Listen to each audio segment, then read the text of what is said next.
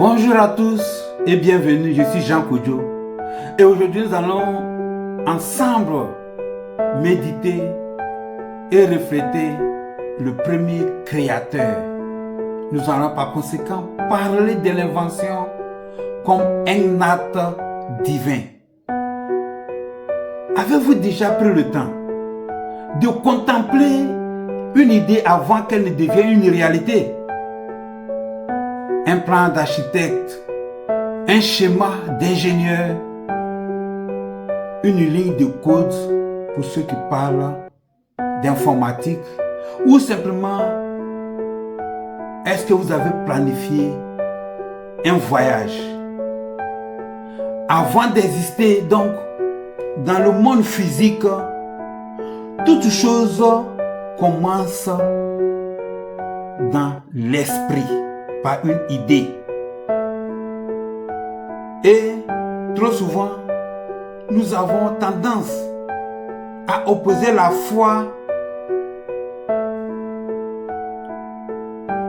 à la science, la spiritualité à l'innovation, comme si le fait d'inventer, de créer, d'entreprendre était une démarche purement séculière, voire humaine par opposition à la source, par rapport au Créateur, par rapport à Dieu. Mais si la première action de Dieu révélée dans les Écritures était un acte de création, écoutons ce passage tiré du livre de l'Exode au chapitre 31, les versets 3 à 5. Lorsque Dieu parle de Bezaleel, il dit: je le remplis d'esprit de Dieu, de sagesse, d'intelligence et de savoir pour toutes sortes d'ouvrages, pour chercher les inventions, pour travailler l'or, l'argent et le bronze. Remarquez ce terme, pour chercher des inventions. L'inspiration scientifique et technique n'est pas un accident de l'histoire. Elle est le souffle de Dieu dans l'homme. Lorsque vous créez, lorsque vous résolvez un problème complexe, vous manifestez l'image de celui qui a structuré l'univers à partir du vide.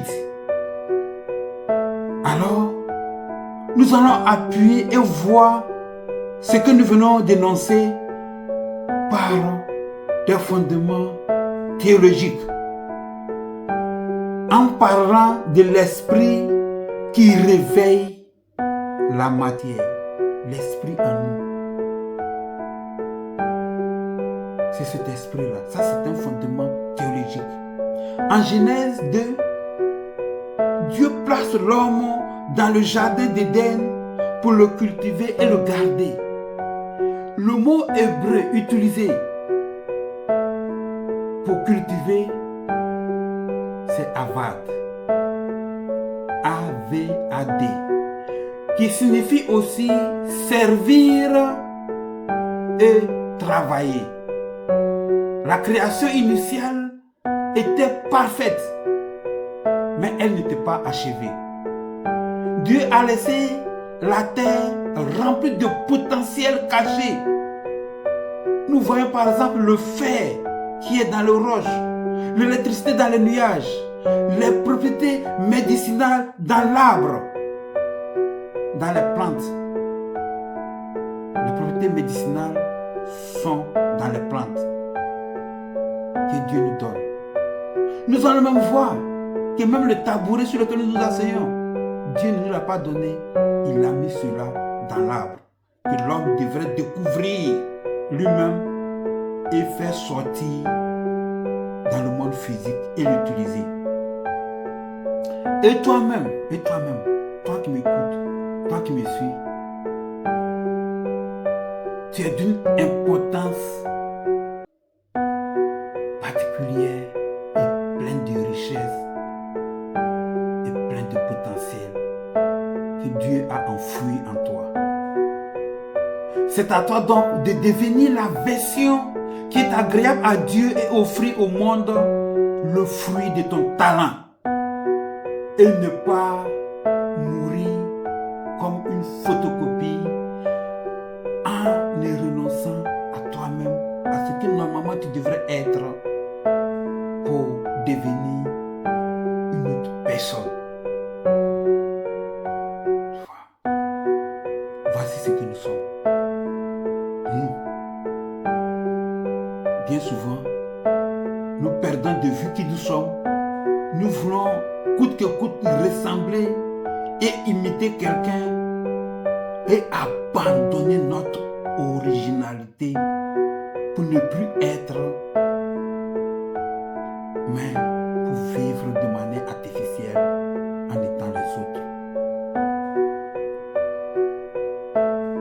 Dieu n'a pas tout fabriqué, toute pièce. Dieu nous laisse le soin. Il a caché des trésors dans la matière et nous a donné et nous a doté d'une intelligence et nous a donné de la sagesse pour découvrir toutes ces choses-là. Le Père crée par la parole, il commence la création, il fait l'homme à son image, selon sa ressemblance, pour que nous le reflétions. Inventer, mais aussi entreprendre, c'est participer à un dialogue mystique avec le Créateur. C'est décoder ce qu'il a pensé avant la fondation du monde.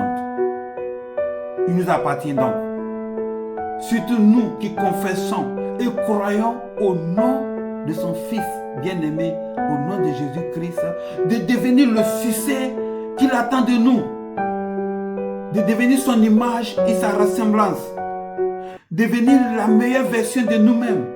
N'a-t-on donc toujours pas, par conséquent, mes frères et sœurs, que ce soit les autres, toujours les autres, à initier, à commencer quelque chose, à aimer le sens du sacrifice et faire sortir dans le monde visible par leur activité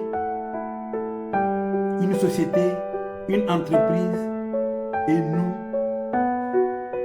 qui croyons au nom du Fils de l'amour par lequel tout pouvoir a été donné, allons aller étudier et tout ce que nous pouvons faire, c'est d'écrire un CV pour aller pour qu'il nous emploie, alors que nous retenons que Dieu nous a donné, il nous a donné son Esprit Saint, qui nous révèle les choses cachées.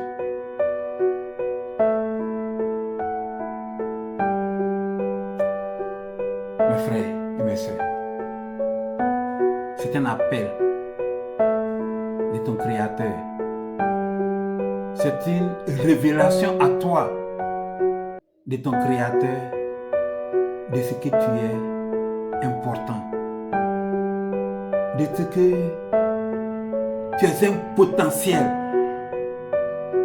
là où tu es et qui ne croit même pas en toi, qui ne pense pas que tu peux faire quelque chose de grand. Dieu t'a magnifiquement béni, doté de talent, doté de potentiel, doté de grâce. Et comme notre thème, nous avons énoncé, refléter le premier créateur. Et la parole dit à ceux qui l'ont reçu, il leur a donné le pouvoir de devenir enfants de Dieu, de le refléter. Et par conséquent, entreprendre, inventer, c'est est nous identifier à lui. C'est aussi de l'adoration. Parce que nous devenons la version qu'il attend de nous.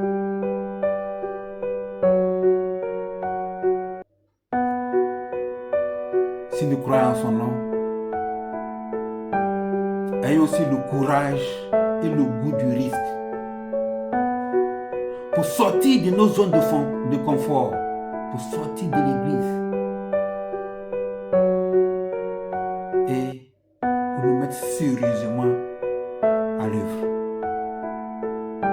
pour refléter notre Créateur.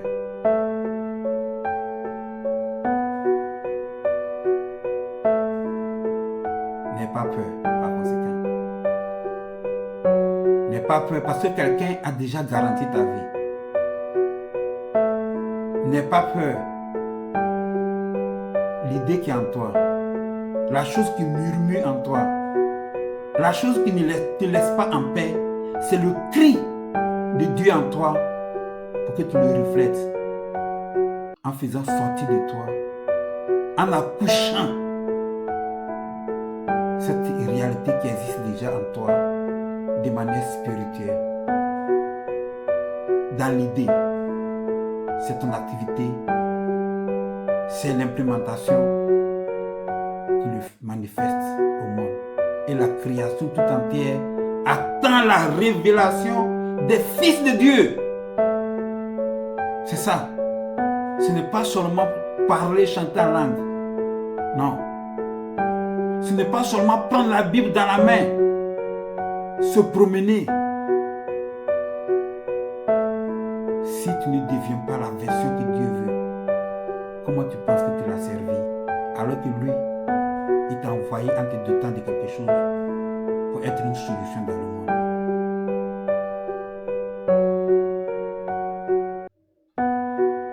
Sois béni pour te rester. Sois béni pour avoir laissé l'Esprit de Dieu de parler à ta conscience, de te révéler de manière profonde et puissante qui tu es, qu'est-ce que tu peux faire. N'aie pas peur. Dis, ton Seigneur, ton Créateur, celui qui t'a donné la vie et qui t'a garanti la vie en donnant sa vie, il a dit, j'ai vaincu le monde. Par conséquent, prends courage d'évoluer, de te développer dans ta sphère d'influence. Ce que tu sais faire, mets-le à profit. Merci. Merci.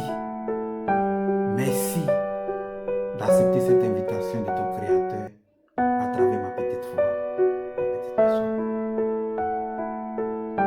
Merci, toi qui m'as écouté jusqu'à ce point.